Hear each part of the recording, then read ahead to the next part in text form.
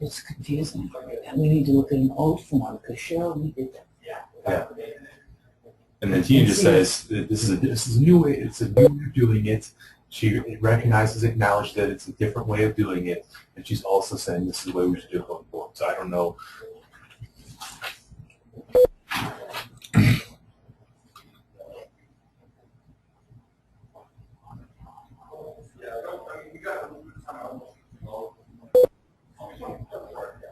Yeah.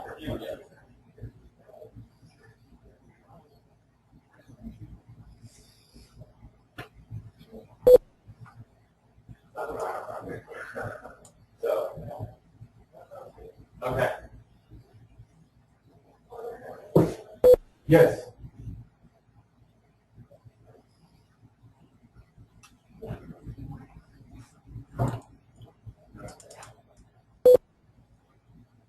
Oh, yeah.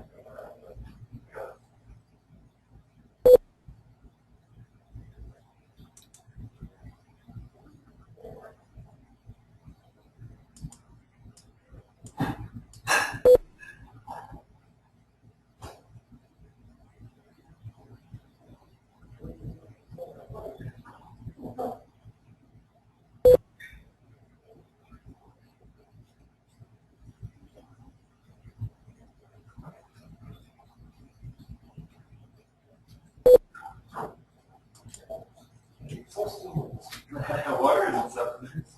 It's gonna have to do.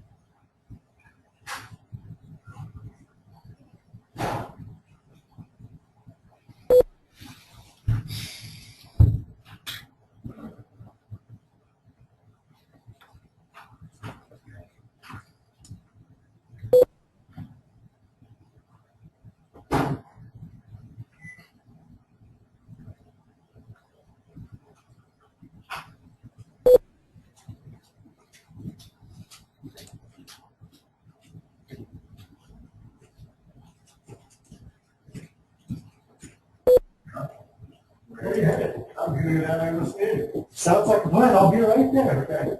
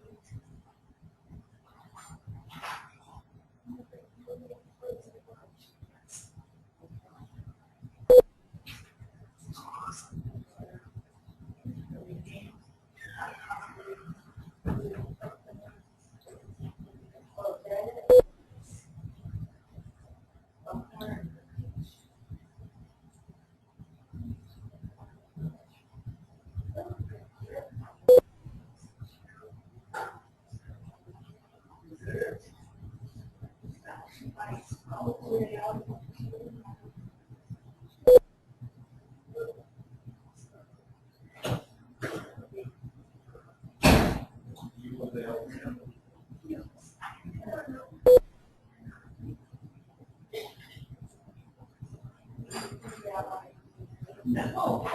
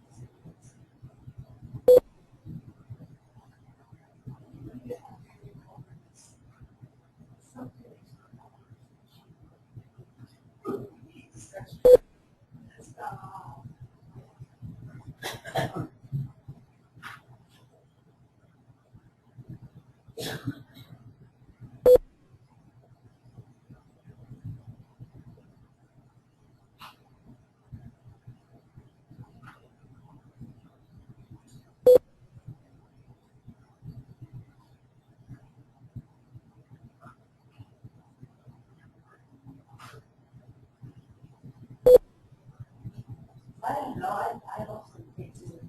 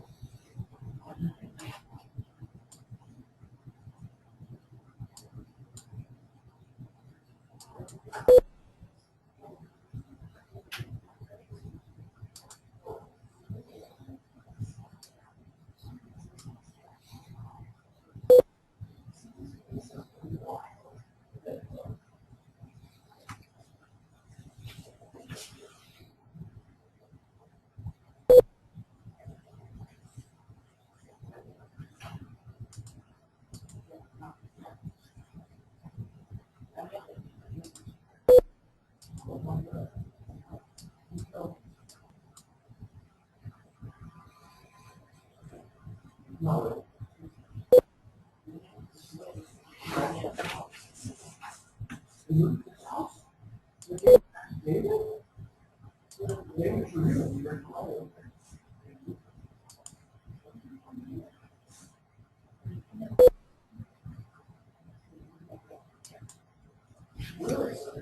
not your.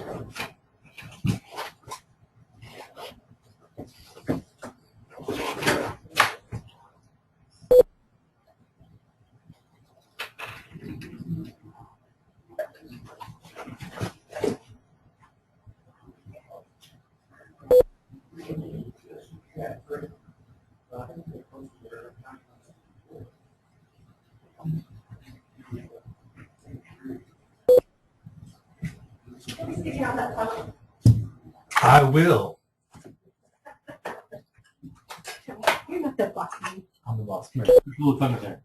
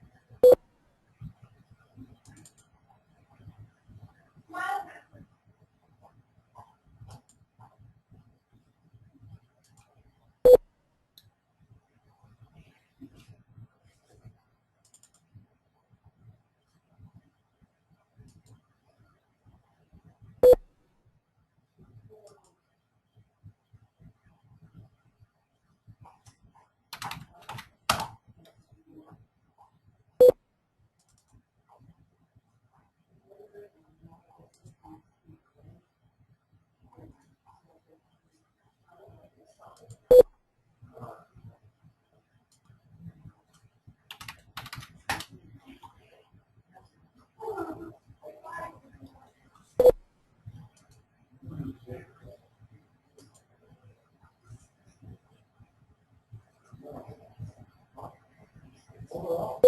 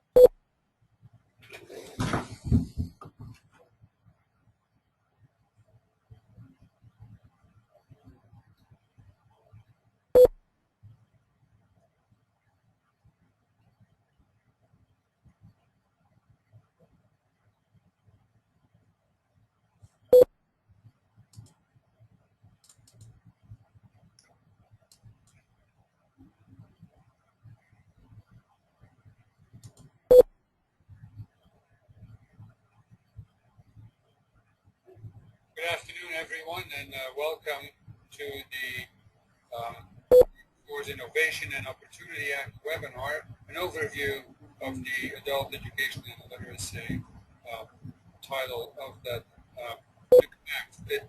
I'm Johan Juven. I'm the Acting Assistant Secretary in the Office of Career, Technical, and Adult Education here at the U.S. Department of Education, and I'm delighted that my colleagues from our federal agencies that are part of the implementation of this new law are here with me. I'm also delighted that some of my colleagues who work on the various aspects of this law within the Department of Education are here to join me. So I'm going to briefly ask Jerry Fiala, Michael Newton, Stan Couchstyle, and Mark Mitsui, and then later we'll hear from Shelley Keenan to briefly just say hello, who they are, and then I'll turn to some of you again and give you an opportunity to develop some more general points to kick us off. So let's start maybe here with Mark, and then we'll go down to the left of.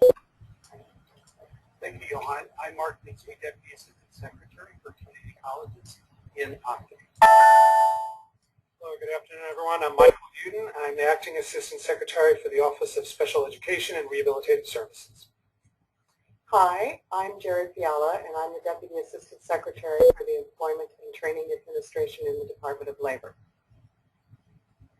Good afternoon. My name is Stan Couchstall, and I'm here on behalf of Acting Assistant Secretary Mark Greenberg from the Administration for Children and Families in the Department of Health and Human Services. Well, thank you all for joining us this afternoon. So let me just share a few of the basic facts here with you behind our webinar here today, and then I'll turn it over to Jerry for her remarks. So on July 22nd this summer, President Obama signed the Workforce Innovation and Opportunity Act. And as you know, this was truly a bipartisan, bicameral effort. And if we just look at the votes in Congress, we can say that this was a bill that was passed with a very wide majority. The Senate votes were 93-5. The House votes were 415-6. So we clearly see that there was lots of support for this new piece of legislation.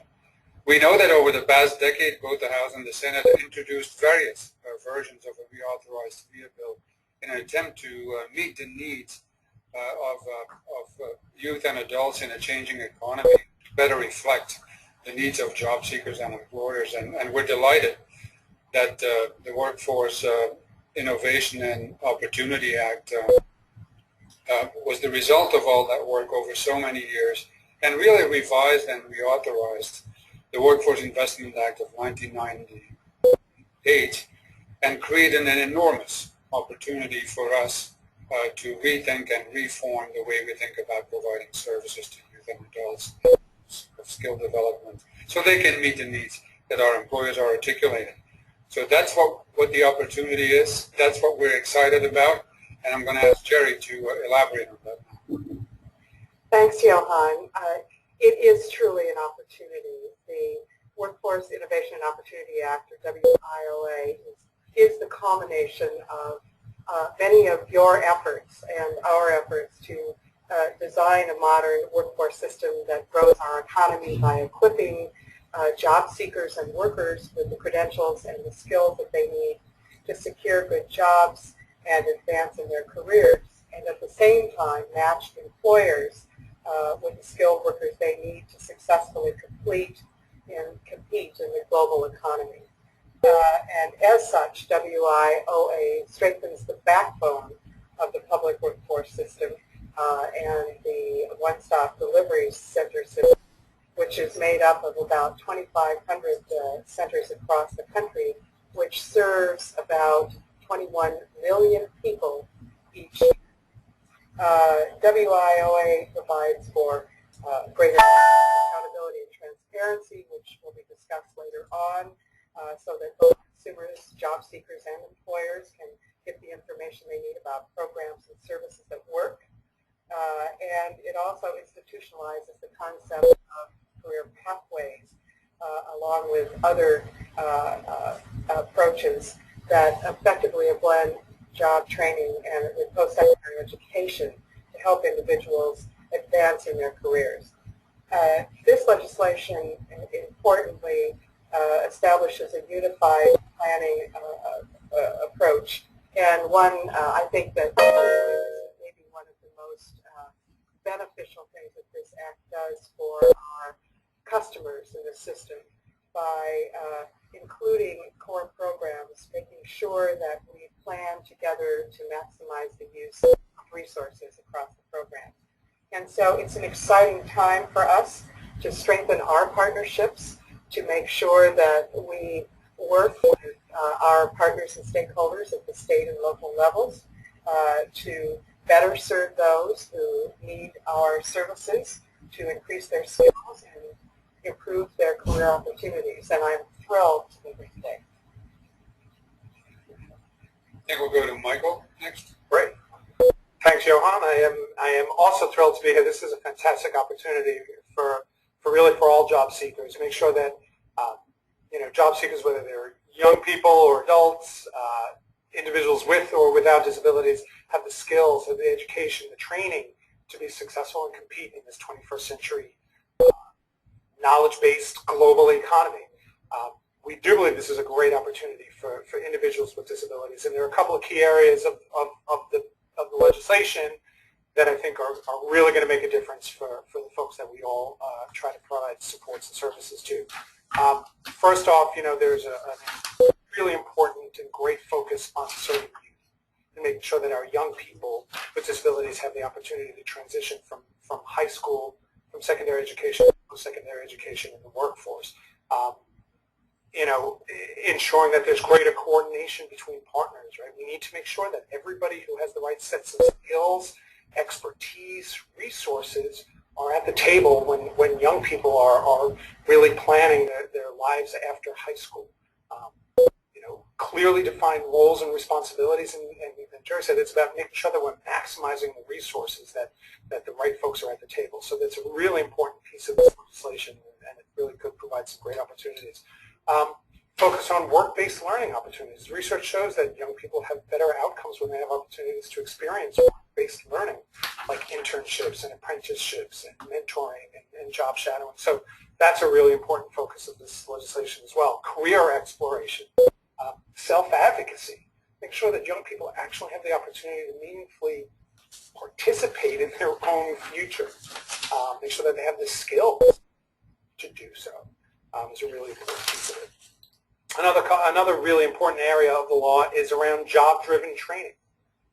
Making sure that our agencies that provide training and supports and skills ensure that people have the skills are doing so in a way that meets the demands of employers. We need to make sure that we're providing the training in a way that actually leads to jobs. So there's a great emphasis and focus on job-driven training, which is very important, obviously. Another key area for our constituency is ensuring competitive integrated employment for people with significant disabilities, whether they have developmental disabilities or other kinds of significant disabilities, but making sure they really truly have the opportunities to meaningfully engage in competitive and integrated employment.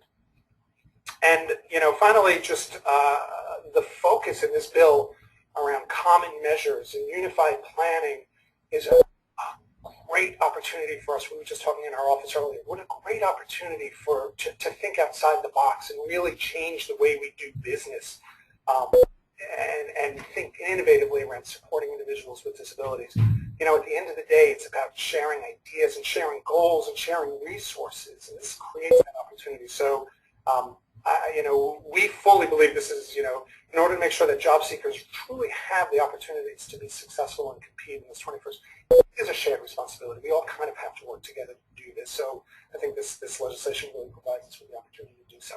Thanks. Thank you, Michael, and thanks for your great partnership around this issue. Stan? Thank you. At the Department of Health and Human Services, we're excited about the passage of the Workforce Innovation and Opportunity Act and see this as an opportunity for us to work closely with our colleagues in the Departments of Labor and Education so that hardworking Americans and Americans looking for work are better served. At HHS, we have a vested interest in WIOA because some of our programs, like temporary assistance for needy families, are mandated partners for the American Job Centers and may also be included in the combined state plan.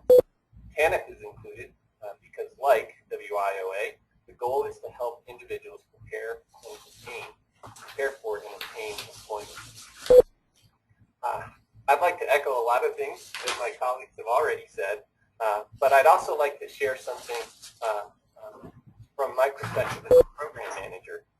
I'm a program manager for something called the Health and Opportunity Grants Program, and in many ways this program reflects the spirit of the Workforce Investment and Opportunity Act. In particular, I'd like to share with you a couple of stories of individuals that we've served because I think that these are the kinds of stories that we'll see come. Luis Martinez was in a life-changing automobile accident that would prevent him from continuing his career in construction. Trying to figure out what to do next, he went to the local Pima County One-Stop Center, an American Job Center. There he learned about a program that HHS funded at Pima Community College to prepare individuals for occupations in healthcare. Luis faced a language barrier, and his initial assessment scores were below the college's requirements for being admitted into the nursing assistant program. So he was referred to a partnering agency, a local literacy program. There, after 1 month, he made significant progress and transitioned to a 10-week contextualized college readiness course at the college. And back at the college in the college readiness program, his scores improved enough that he could be admitted into the nursing assistant program, and he earned his GED. He went on to pass the state certification exam to become a certified nursing assistant and received 2 job offers. He's looking for ways to continue his studies now to become a licensed practical nurse. In his case, an American Job Center, a local literacy program, and a community college all had to work together for his success. Denise Martinez, unrelated to Luis, is a single mom to 3 girls in Bridgeport, Connecticut. She had struggled to find stable employment for 6.5 years, partly because of health issues. She had been diagnosed and had to recover from breast cancer, and partly because of a lagging economy. She decided that she wanted to pursue training for healthcare management, but needed extra help along the way.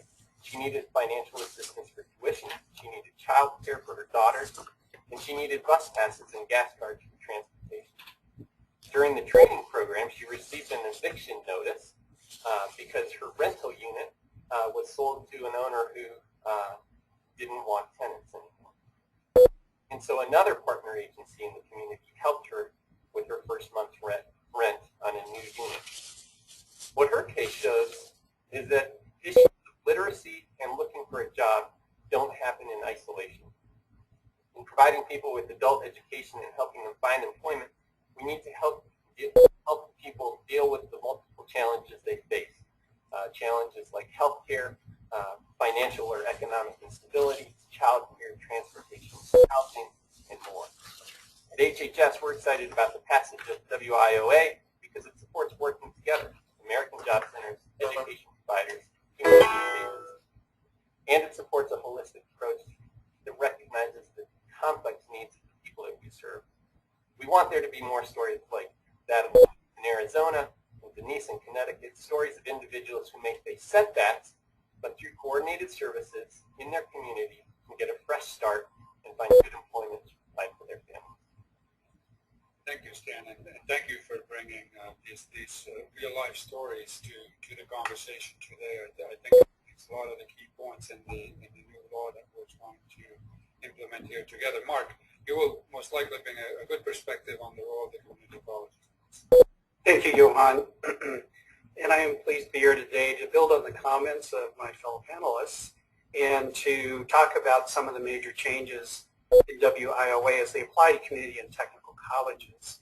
And one of the biggest changes in the law for community colleges is the way that the law strengthens alignment between adult education, post-secondary education, and employers. One of the ways WIOA aims to achieve this is through the integration of adult education with occupational education and training, as well as the development of career pathway systems. In fact, the law authorizes the use of funds for integrated education and training and workforce preparation activities. And while programs have always been allowed to use AFLA funds to cover some of these costs in these integrated programs, this new increased focus will make it possible to expand promising integrated basic skills and training programs like the innovative IBEST program from the Community and Technical College System in Washington State or the Fast Track model in Minnesota. As Michael mentioned, another aspect is the Unified Plan, and Jerry mentioned this as well, which is another major change in WIOA in that states are required to prepare a single coordinated unified plan across the core WIOA programs, or a combined state plan that includes programs like CTE or TANF. And these plans must include a strategic vision and goals for preparing an educated and skilled workforce and for meeting the needs of employers. The Unified Plan must address a state agency's strategy for engaging community and technical colleges as partners in the workforce development system. States are also required to submit title-specific elements, including the AFLA, that explains how they intend to align content standards and assess the quality of adult education providers. There's also some provisions around pay for performance. WIOA also provides for the ability to fund training services through contractual arrangements, opening expanded opportunities for community colleges to participate in federal workforce programs. Lastly, WIOA also, the WIOA, I'm sorry, we're used to calling it WIOA. I hope that doesn't confuse anybody.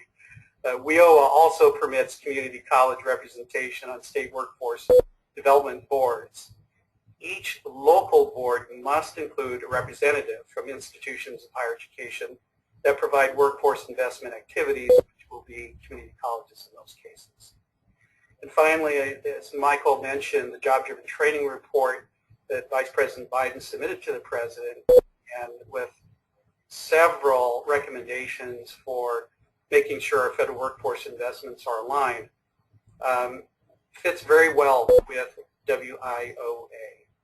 So in many of the changes that we're talking about today, they build on the traditional strengths of the community colleges, particularly in the area of job-driven training and employer engagement, something we know that community colleges have historically excelled at. So we're looking forward to working with you in implementation of WIOA and carrying out also a number of the executive actions outlined in the Ready to Work job-driven training report. Thank you, Mark, and also thanks to all of our partners at the various agencies and partners in other offices within the Department of Education for sharing your perspectives on sort of the significant opportunities that this new law actually represents for both individuals and employers in our country. At this point in time, I think we're going to have a little bit of a change here on the podium to enable us for the projection of a number of slides. And as this transition is taking place, let me start by sharing with you what the three objectives of our webinar this afternoon, or the remaining part of our webinar this afternoon. One is we want to highlight some things that are really different in this new law compared to the old law, being the Workforce Investment Act of 1998. The second thing we want to do this afternoon through this webinar is highlight some implications for states, the local providers, and also for the Department of Education. And lastly, and also importantly, we want to give our audience today a chance of what the implementation timeline is for this new law.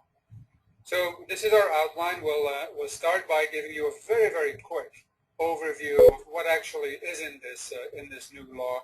Then we're going to take a closer look at some of the key changes in the first title of the new law that actually affect the Title II community significantly, and also other titles under the law. But we wanted to make sure that you were aware of significant reform opportunities that are outlined in Title I. Then my colleagues, Cheryl and others from her team, from our team, will join us in giving you an overview of the changes to the Adult Education and Family Literacy Act. And those changes, as you will see, are quite significant. Then we'll get to the implementation timeline, and then we're going to wrap it up and you to some important resources that are available to you. So the Workforce Innovation and Opportunity Act does a number of things. One is it encourages new opportunities for collaboration across the federal agencies and state agencies in ways that we've never seen before.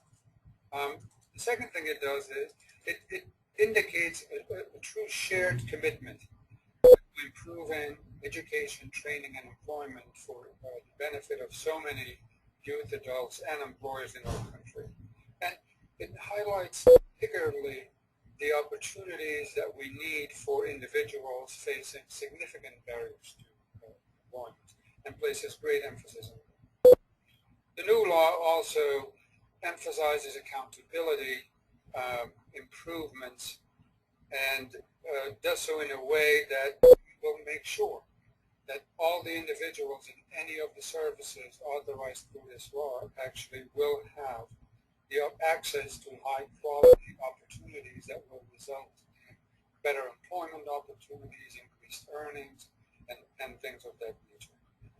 The law also promotes connections to employers, to businesses, and regional and community organizations to meet needs of regions and communities in ways that we have not had the opportunity to consider. And finally, the new law most certainly supports and makes investments or authorizes investments in innovative and promising models Mark, which you career pathways models, the integrated education and training models, and so forth. And we're delighted that these types of innovations that we have all worked so hard on, and I know many of you who are listening in or calling in today have actually developed some of these models or contributors, then we know that those things are actually emphasized throughout the new law.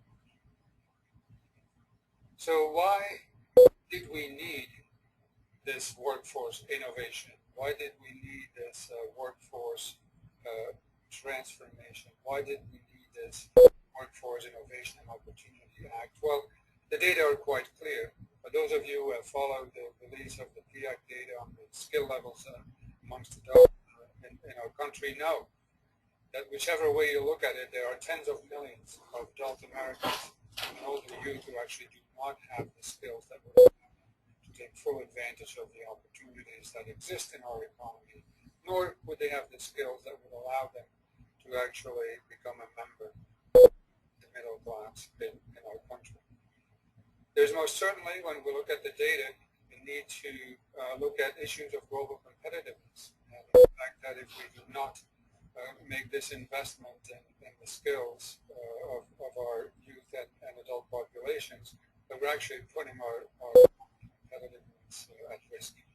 And that is an important part of the need for reform that is reflected in the new law.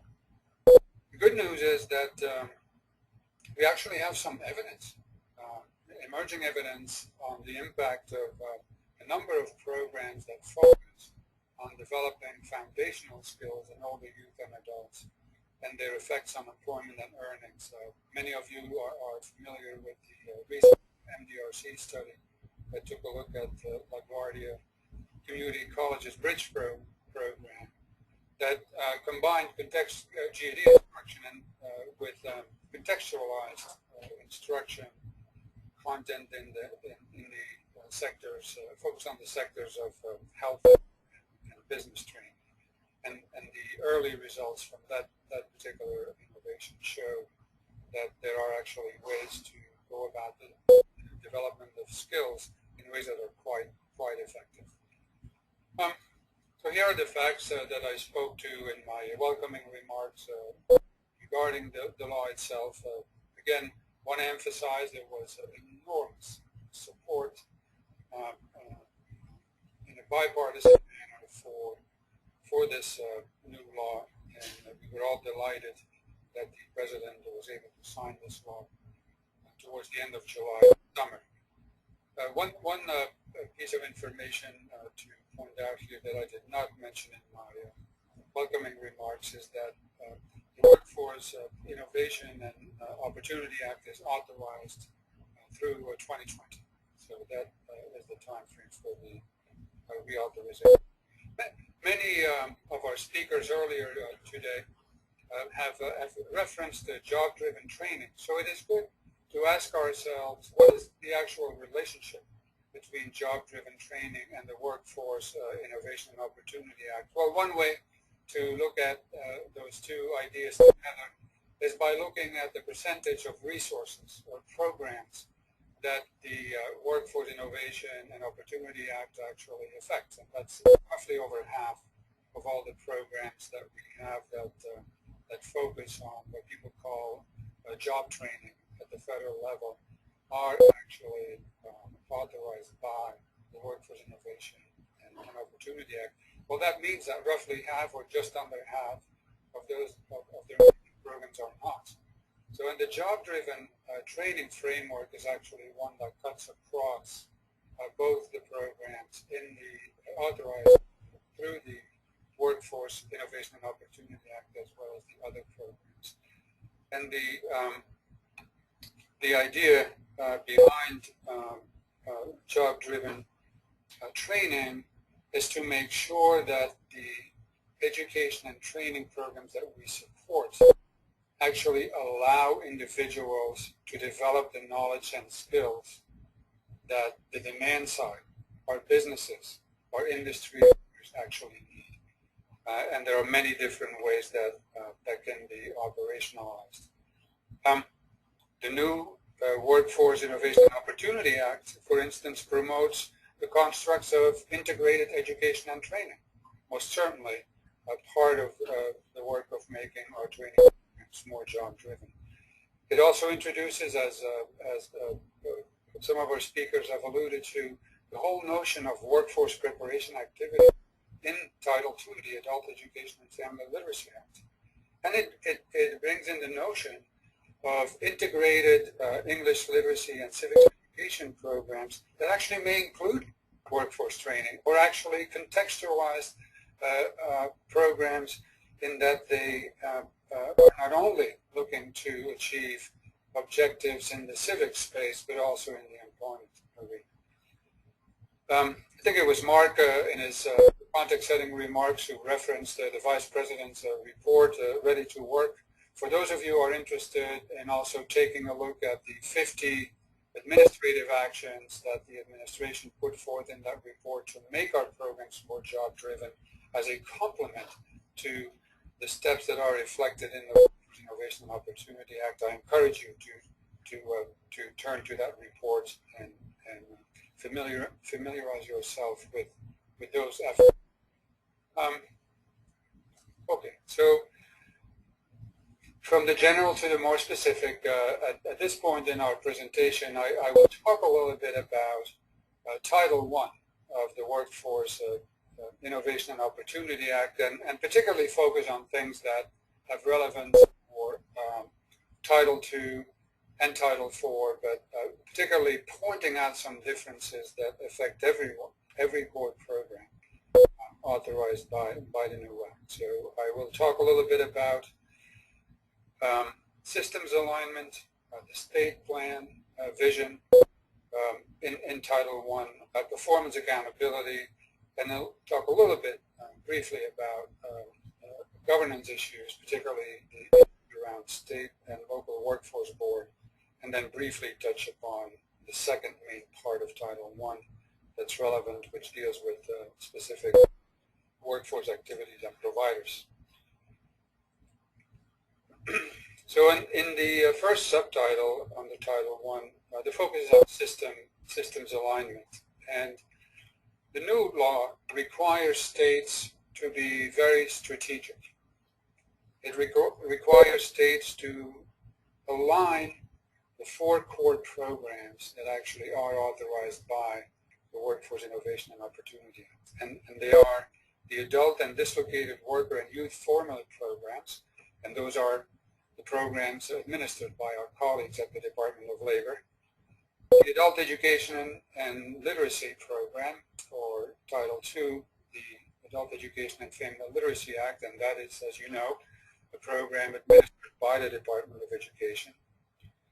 Then the Wagner-Peiser Act Employment Services Program. These are the labor exchange services law, and those are administered by the Department of Labor. And then lastly, the fourth core set of programs are the programs under Title I of the Vocational Rehabilitation Act, and those are administered by us here at the Department of Education.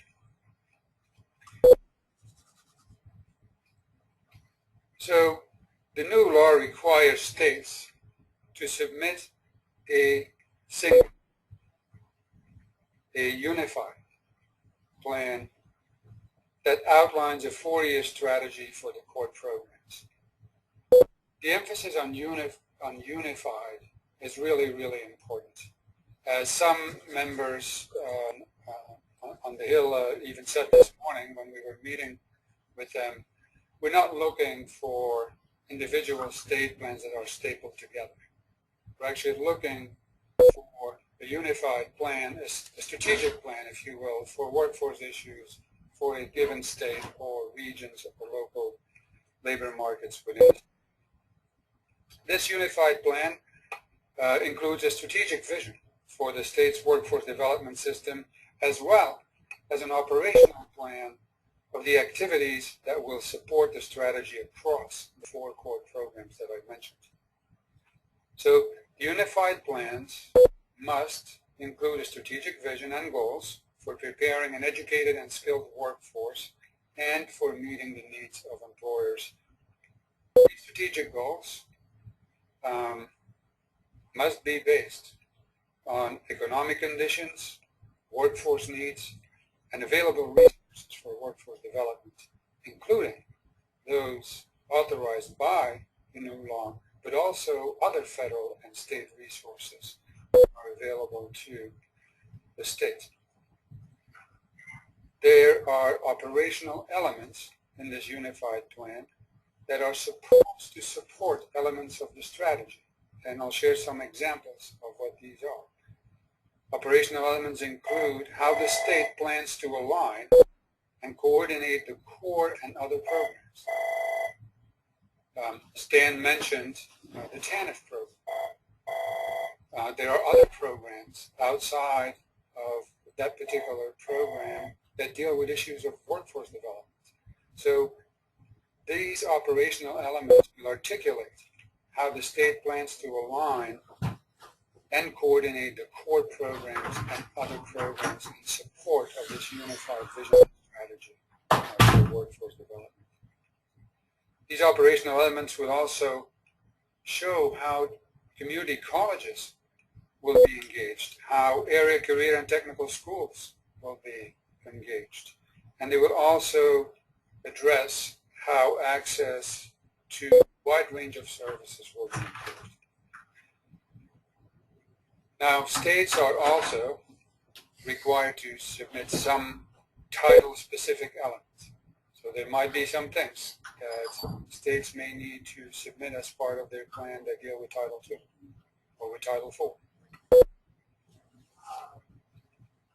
For Title II, the Adult Education and Family Literacy Act, for instance, states will be required to say things in their plan about how they intend to align adult education content standards with the state-adopted content standards.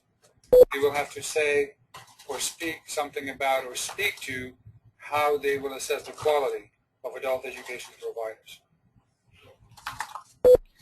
Now, as Stan mentioned in his context-setting remarks,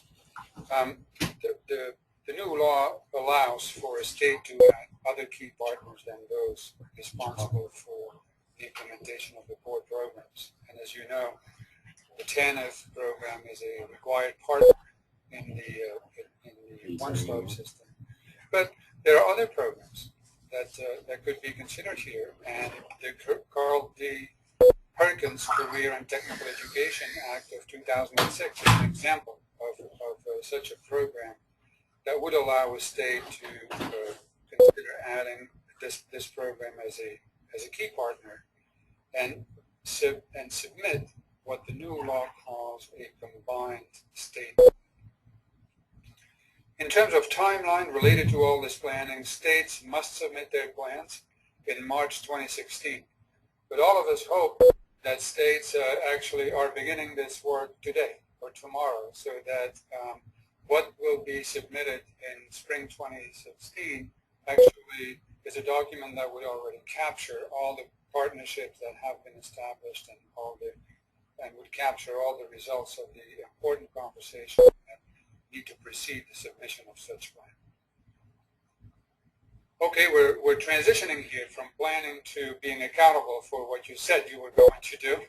So we're looking now at the section of subtitle A under Title I that deals with the issue of performance accountability. So in an effort to improve accountability and collaboration in data collection and reporting, the new law establishes common performance measures across the core programs. And the core programs, again, are the four I mentioned earlier in my remarks. This is a significant change from the way that performance accountability is approached under current law, the Workforce Investment Act of 1998. This means that there is a single set of performance measures that will be used to determine the performance of the various programs authorized by this law. There are 6 common performance measures, and the Secretaries of Labor and Education together will issue specific definitions for these measures to ensure that we actually have nationwide comparability of performance data. This will also ensure, just looking at Title II, that the data in our current national reporting system will also be comparable. And for those of you who have helped us build the national reporting system, we know that it can be done. And we know that it is very important to actually achieve national comparability of data from a performance improvement management perspective. Now, the indicators for Title II that I want to draw your attention to is that there is a measure now that looks at earnings of participants, which is a very, very new construct for Title II. Also, the agencies, including the Department of Labor and Human Services and us here at the Department of Education, we have to work together to figure out how we're going to operationalize a measure for looking at the effectiveness of providers in serving employers. Here again, you can see that connection here very specifically with that broader theme, job-driven training. This is yet another concrete instance where that shows. I mentioned in my final point about planning provisions that states must submit plans in March 2016 and that the plans would become effective July 1st, 2016. Now, for the performance accountability provisions under the law, those go into effect on July 1, 2016. So the accountability provisions go into effect when the states are expected to start implementing their unified plans.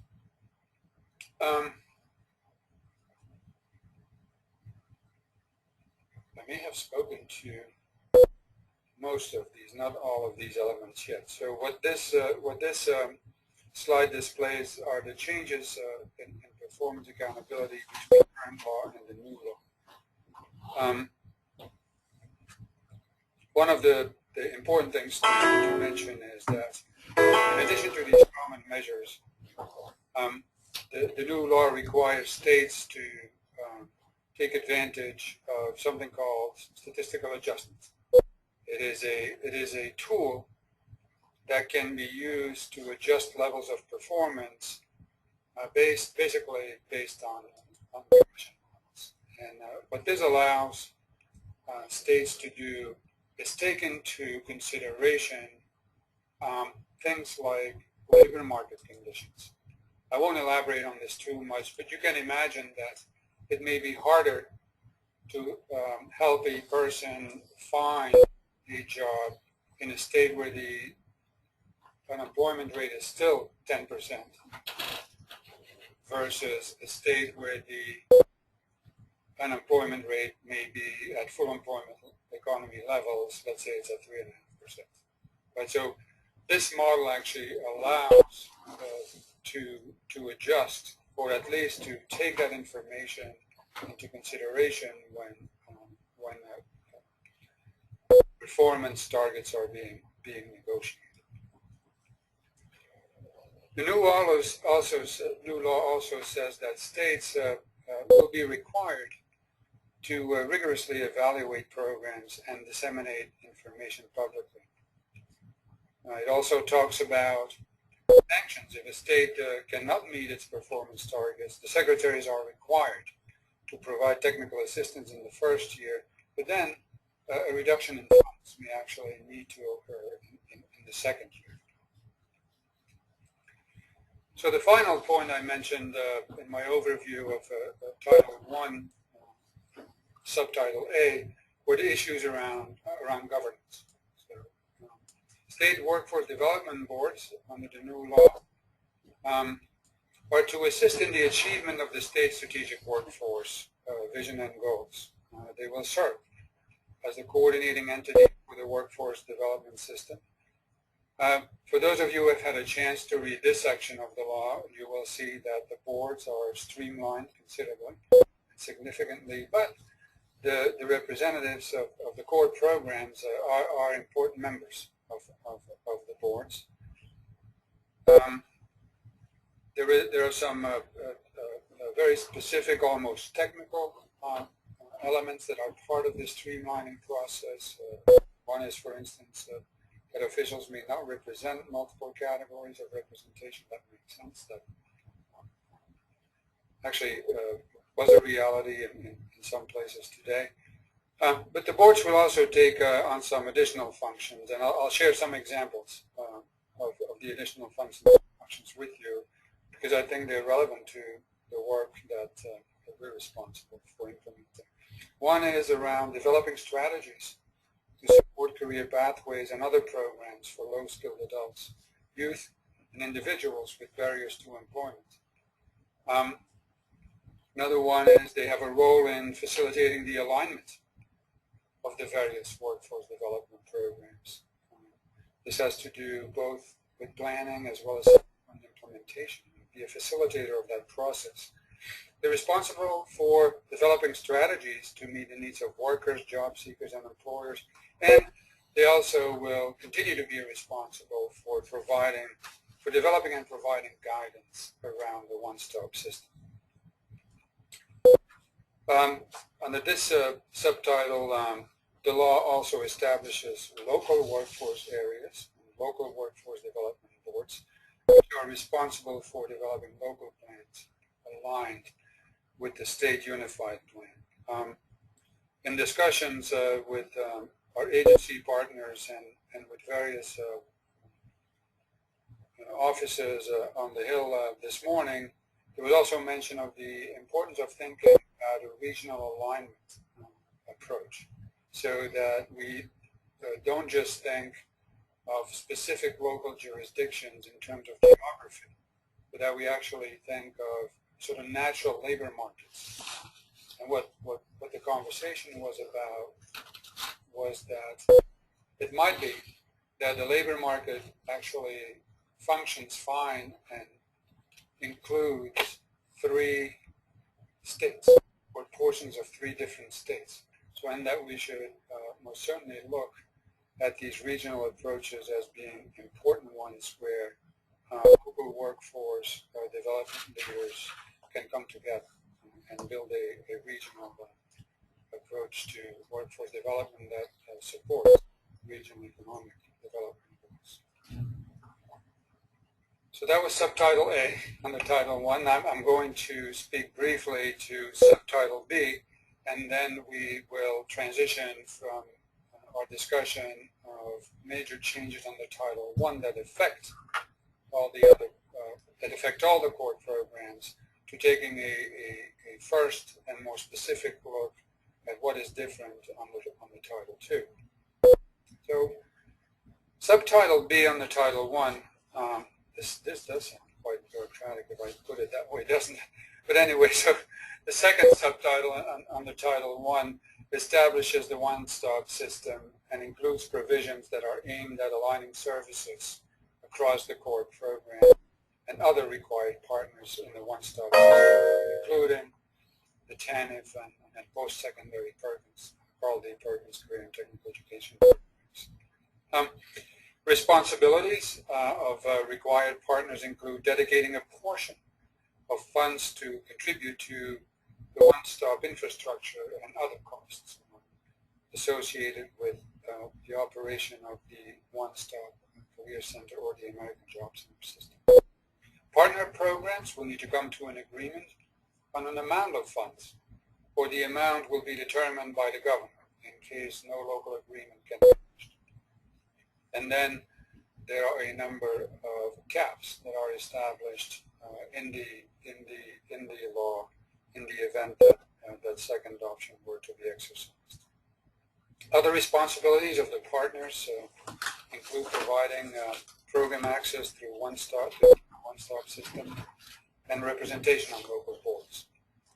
This subtitle also reauthorizes the youth program and the adult and dislocated worker program.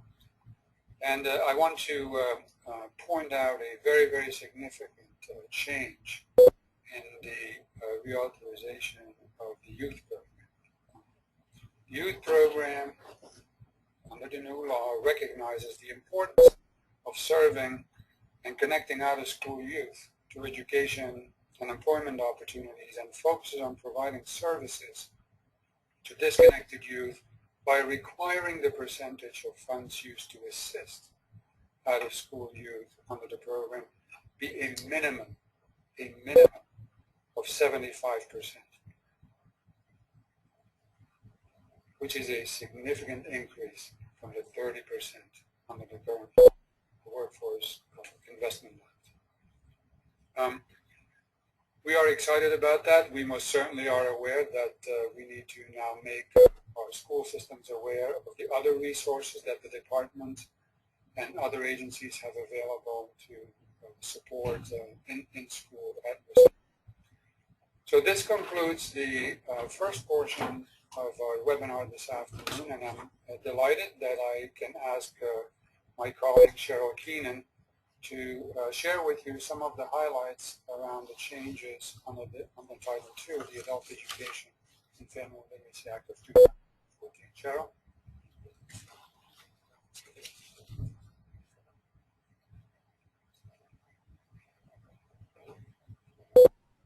Thank you, Johan.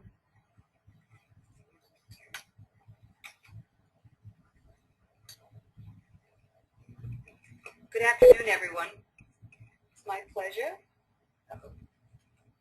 It's my pleasure to be here today and to share in the presentation around the highlights of Title II, which is still called the Adult Education and Family Literacy Act. This section is going to highlight some important changes to that portion of the Act.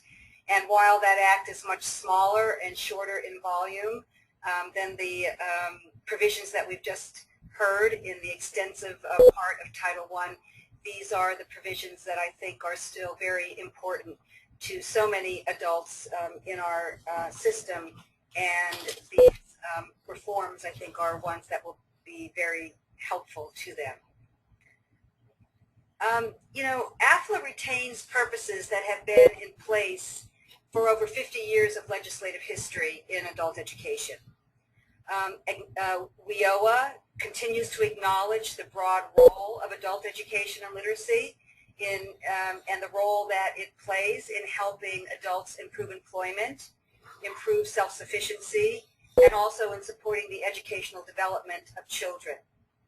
The Act also continues to have a primary importance attached to the completion of high school for adults, specifically in achieving these broad purposes. But the new AFLA also recognizes that the completion of high school is really not an end in itself, but rather it's the means to further opportunity. And along that line, what Congress did was add it to the purpose of high school completion, the transition to post-secondary education, particularly through the use of career pathways. It also added a new purpose statement in AFLA that formalizes a role that adult education has played for decades, related to assisting immigrants and English language learners learn to read, write, speak English, and it has also added mathematics to the scope of services. It expands the focus of English language learning by adding civics-related purposes.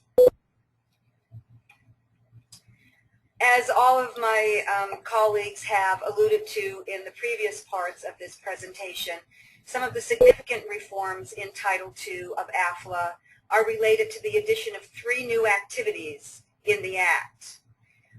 It has done this by adding to the list of adult education and literacy services 3 new things which are further defined in separate definitions. The first is a definition for workforce preparation activities. This definition supports teaching employability skills, which we know to be as services that help individuals gain academic critical thinking, digital literacy skills, and other competencies. WIA also creates integrated education and training services that provide adult education concurrently and contextually with occupational training.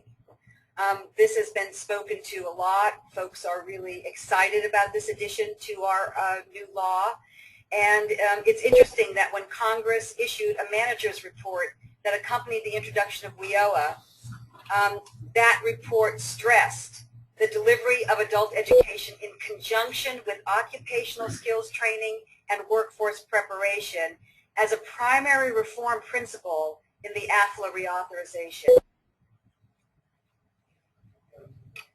Additionally, WIOA creates a new integrated English literacy and civics education program. This replaces the English literacy and civics program, which is currently authorized through appropriations annually. The inclusion of it in AFLA makes it an authorized program and eliminates the need for it to be funded annually through the appropriations process. So now it is a permanent part of our authorization. The Act requires the Secretary of Education to reserve 12% of the AFLA appropriated funds off the top and distribute those funds to states using a formula provided for in the Act. The new program retains the focus on English literacy and civics education, as the English literacy civics education has in the past, but it creates stronger ties to employment and to the workforce system. So these are the three new activities that are added to the Act, and the addition of these make them a part of required activities for local programs that are funded through state grants to local providers. The Act also contains some important changes to corrections education. Most importantly, it changes the cap on corrections education and other institutionalized individuals from 10% to 20%, allowing a state to increase its commitments to that program. It also establishes new reporting requirements to include activities carried out with funds and a new requirement to report recidivism rates. WIA creates 5 new permitted activities that support reentry. So in addition to promoting investments in adult education and literacy activities, special education, and secondary school credit for incarcerated individuals, the new activities allow for the use of funds for peer tutoring, for reentry and transition initiatives, for integrated education and training programs, for career pathways, and it also encourages the use of concurrent enrollment. So these are some important changes to the definitions and to some of the programs in Title II. And at this time, I'd like to turn this presentation over to my colleague, Walter Sveg.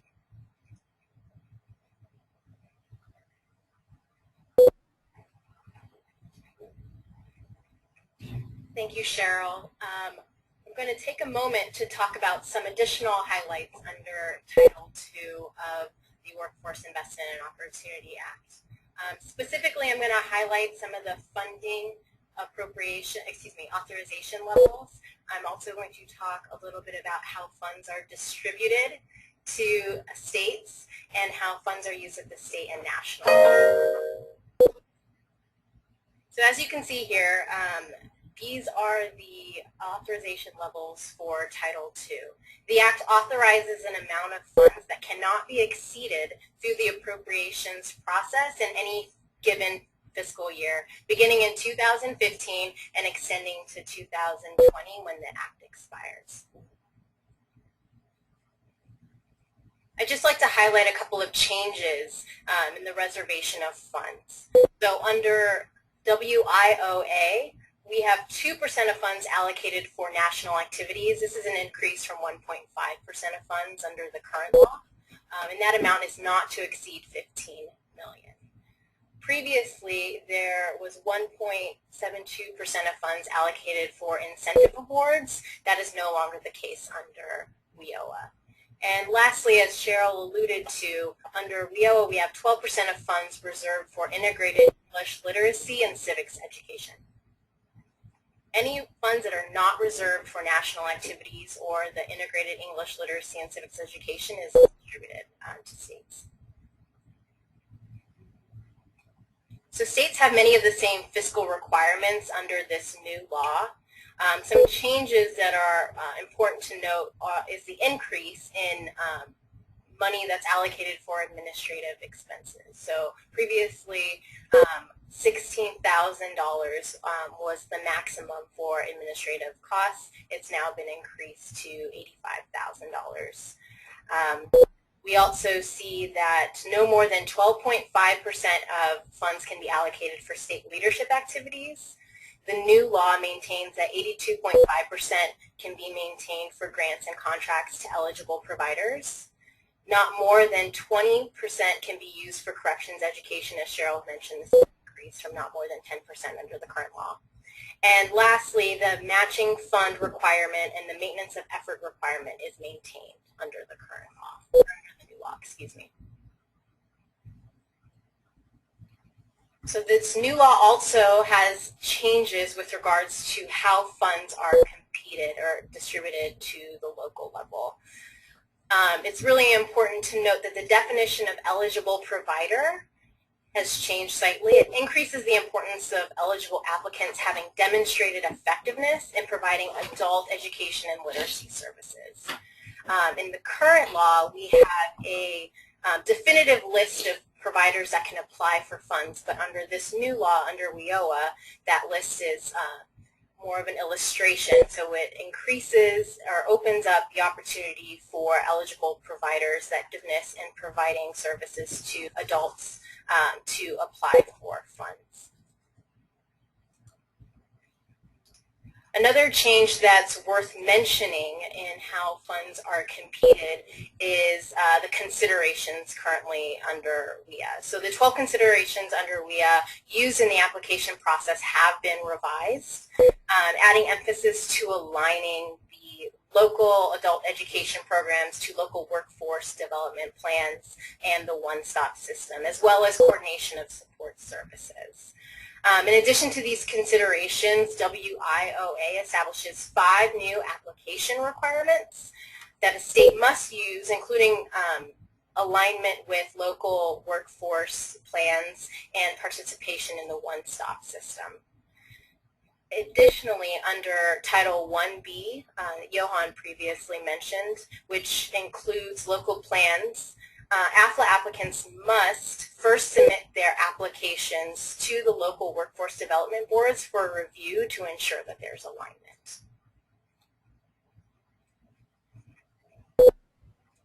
So just to highlight some changes in state leadership activities. Currently under WIA, there's no mention of training, occupational training for English language learners or workplace activities. That's something that changes under WIOA. We see that there's an allowable expansion of occupational training to English language learners, and we also see that we have programs for adults and the workplace around literacy education. WIOA also expands technology provisions to allow the development of tech applications, distance learning, and translation technology. One other thing that's important to note is that under WIOA, it creates 4 required activities that states must abide by.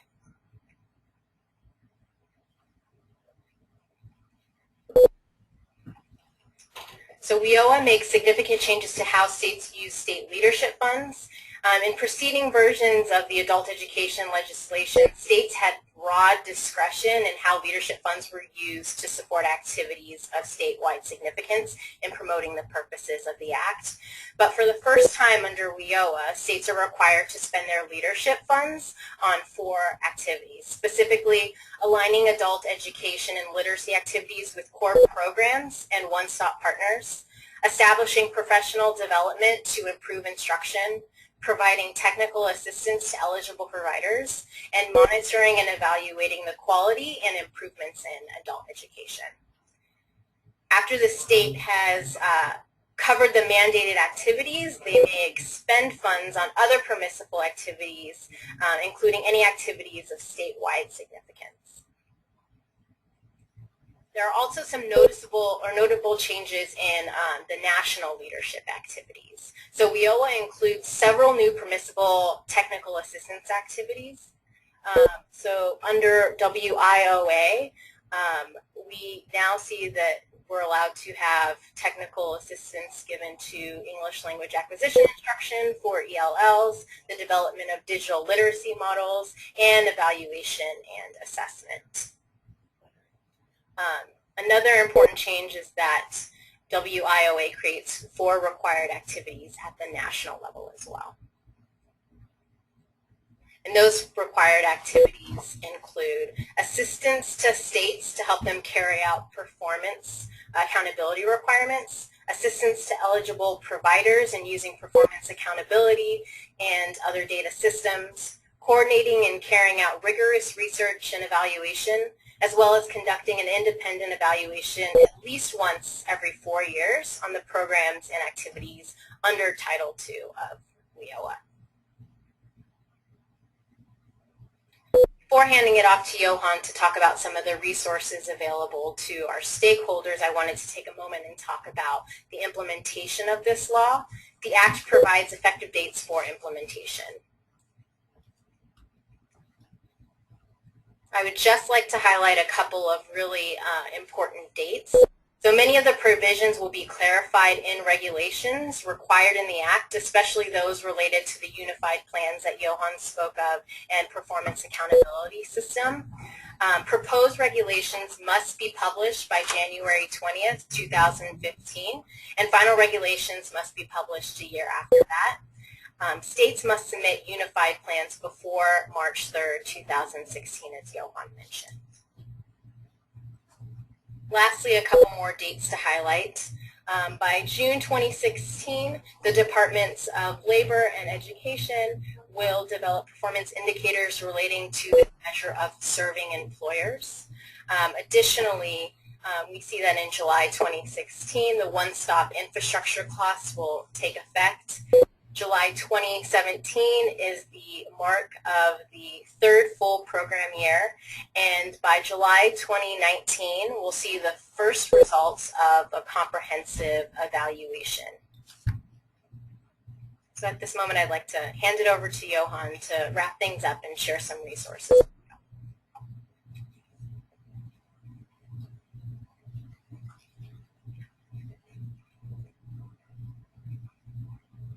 Thank you, Lowell, and thank you, Cheryl, for this very, very informative first introduction, if I may say that, to sort of the highlights of the changes under Title II.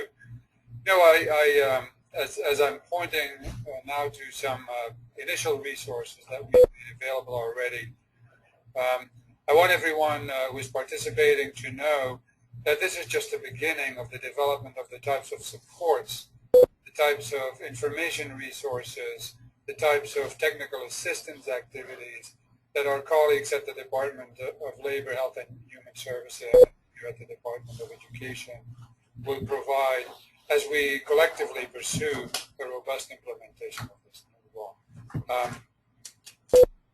I want to, in closing, thank Jerry, Michael, Stan, Mark, Cheryl, Lowell for their important contributions to our webinar this afternoon. And wanted to end with one final point. Stan talked about some real-life examples of how collaboration between the various programs actually changed the two individuals' lives, it transformed their lives.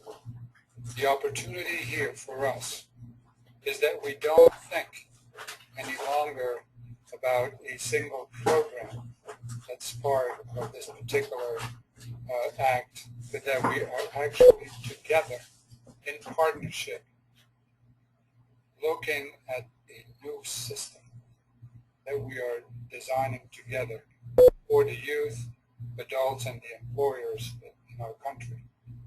This is a systemic change opportunity. This is about going from thinking at the program level to thinking at the system level, and looking at the various roles that the programs can play in bringing that change about, with the ultimate beneficiaries being the individuals and the employers that will give them good jobs and careers. So on that note, I want to thank you for your participation. Stay tuned. This is just the beginning from the journey that we will travel together to implement the Workforce Innovation and Opportunity Act of 2014. Thank you for your time and attention.